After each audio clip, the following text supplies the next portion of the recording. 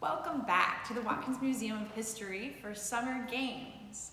We are doing summer games every week on Wednesday, and we're glad to have you here.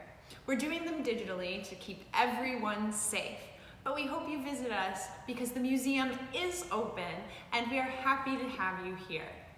This year, Summer Games is based off of our new coloring book that's going to be produced this fall. Each week, we will present a new page with a special Watkins theme so we can learn a little bit more about our history.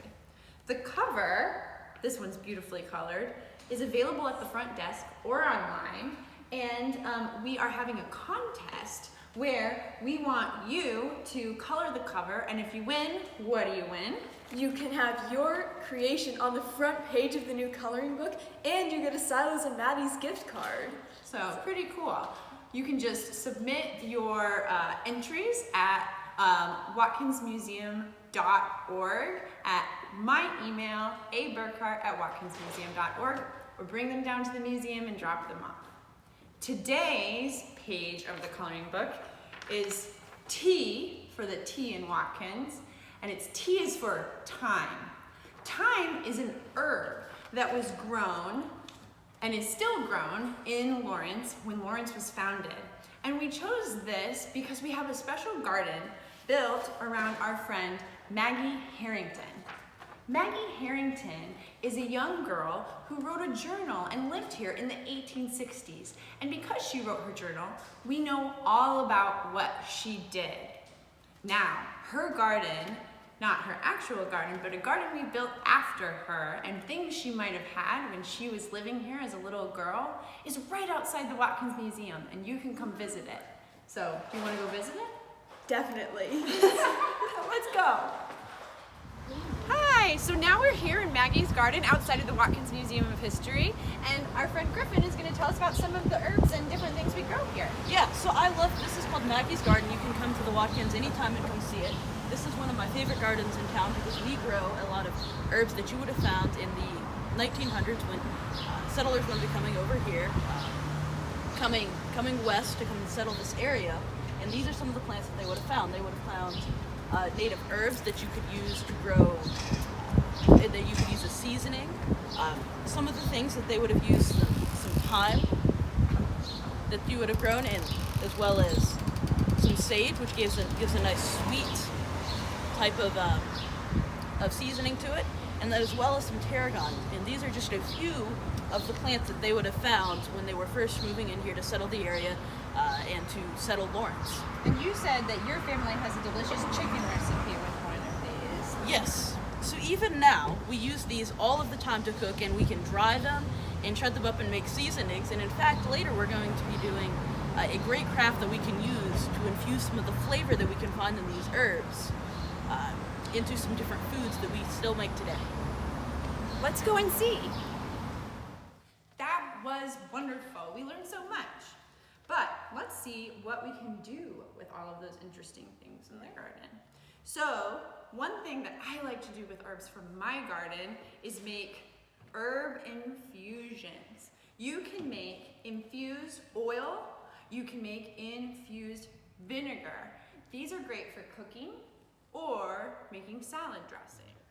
For garden herb infusions, you will need a clean glass bottle or jar, a little bit of olive oil, the herbs or flowers that you want to use from your garden, and vinegar.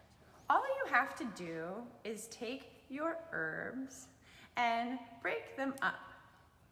Here we have thyme and sage. You want to get those leaves all broken up in there. You could also use your mortar and pestle, if they're dried, to grind them up, but right now we're just going to tear them by hand. We think that thyme and sage will make a lovely savory oil that you could use in salad dressing or when you're cooking. So after you have your jar, you will then pour in your olive oil. You will just pour your oil into your jar and then close it up tight And you want to let this sit for about 2 weeks. And this oil will take all of that delicious flavor from those herbs, and then you can use it on something you eat. You of course want to strain out all the leaves because you don't want those. And you can do the same thing with your vinegar. So this is our infused herb craft that I think you should try at home. Super easy. Next, we're gonna make something beautiful out of some of the flowers from our gardens. I always get sad when my flowers die. A good way to preserve these flowers is by pressing them. People have done this for years. The best way to do it is to take your flowers apart, find a big book, and put them on a paper towel inside one of the pages of this very large book. Once they're all taken apart, we can put another paper towel on top and close the book. Let this sit for a few weeks and they will be dry and flat and retain their color. Once your flowers are pressed, get some basic school or craft glue and a piece of pretty paper, and we can make a beautiful composition out of our flowers. Maybe you could make something abstract, or maybe you could make some little butterflies flying around. You'll glue these down once you've come up with your composition.